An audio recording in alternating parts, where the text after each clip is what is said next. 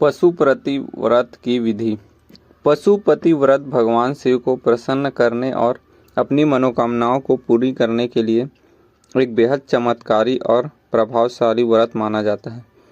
यह व्रत लगातार 5 सोमवार तक किया जाता है। सनातन परंपरा में मान्यता है कि यदि कोई भक्त पूर्ण श्रद्धा, सच्चे मन और कड़े नियमों के साथ इस व्रत को करता है तो भोलेनाथ उसकी बड़ी से बड़ी विपत्ति को भी टाल देते हैं। पशुपति व्रत की पौराणिक कथा। पौराणिक कथाओं के अनुसार एक बार भगवान शिव देवताओं और कैलाश त्याग कर नेपाल की सुरम्य चिन्मय भूमि पर स्थित बागमती नदी के किनारे जंगलों में चले गए। वहां उन्होंने एक चिंकारा यानी हिरण का रूप धारण कर लिया और निर्जन वन में विचरण करने लगे। भगवान शिव की अनुपस्थिति के कारण कैलाश और तीनों लोकों में हाहाकार मच गया।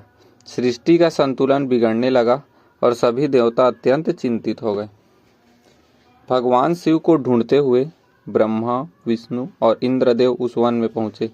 वहां उन्होंने एक अत्यंत दिव्य और चमत्कारी हिरण देखा। ब्रह्मा जी ने अपने योग बल से तुरंत पहचान लिया कि यह हिरण कोई और नहीं बल्कि स्वयं महादेव है। देवताओं ने जैसे ही उस हिरण को पकड़ने का प्रयास किया, हिरण ने छलांग लगा दी। इस प्रयास में देवताओं के हाथ सिर्फ उस हिरण के सिंग का एक टुकड़ा ही आया। उस दिव्य सिंह के 3 टुकड़े हो गए, जो पशुपतिनाथ के रूप में विख्यात हुए। देवताओं की प्रार्थना और व्याकुलता को देखकर भगवान शिव अपने वास्तविक स्वरूप में प्रकट हुए। देवताओं ने उनसे वापस कैलाश लौटने का अनुरोध किया। तब महादेव ने कहा कि चूंकि उन्होंने इस वन में पशु यानी कि हिरण का रूप धारण कर वास किया था, इसलिए अब से वे इस लोक में पशुपतिनाथ यानी पशुओं के स्वामी के रूप में पूजे जाएंगे। शिव जी ने देवताओं को आशीर्वाद दिया कि जो भी मनुष्य इस रूप में उसकी आराधना करेगा या पशुपति व्रत रखेगा, वह संसार के सभी बंधनों, पशुवत प्रवृत्तियों जैसे अज्ञान, क्रोध और लोभ कष्टों से मुक्त हो जाएगा। पशुपति व्रत की सरल पूजन विधि। पशुपति व्रत को करने के कुछ विशेष और कड़े नियम होते हैं जिन्हें जानना आवश्यक है। एक ही मंदिर का चयन। यह व्रत लगातार 5 सोमवार तक किया जाता है। ध्यान रहे कि 5 सोमवार को पूजा एक ही शिव मंदिर में होनी चाहिए। मंदिर बदलना वर्जित है। सुबह की पूजा। सुबह स्नान के बाद स्वच्छ वस्त्र पहनकर मंदिर जाएं, भगवान शिव का जलाभिषेक करें और चंदन, बेलपत्र, धतूरा, फूल आदि अर्पित करें। शाम की पूजा।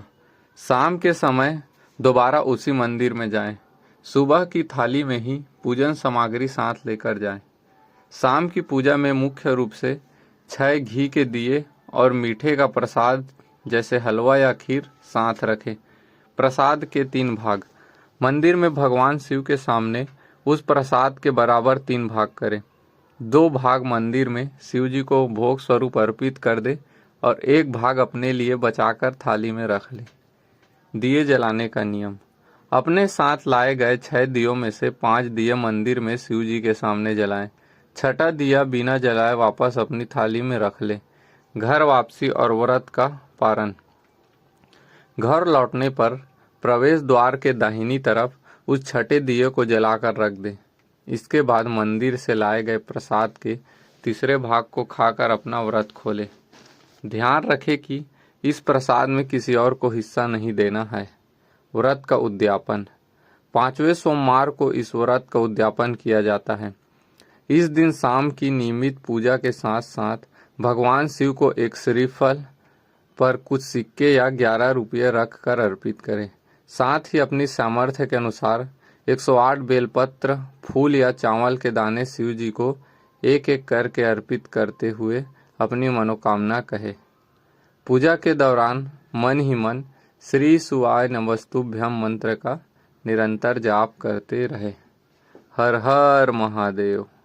श्री शिवाय नमस्तुभ्यम।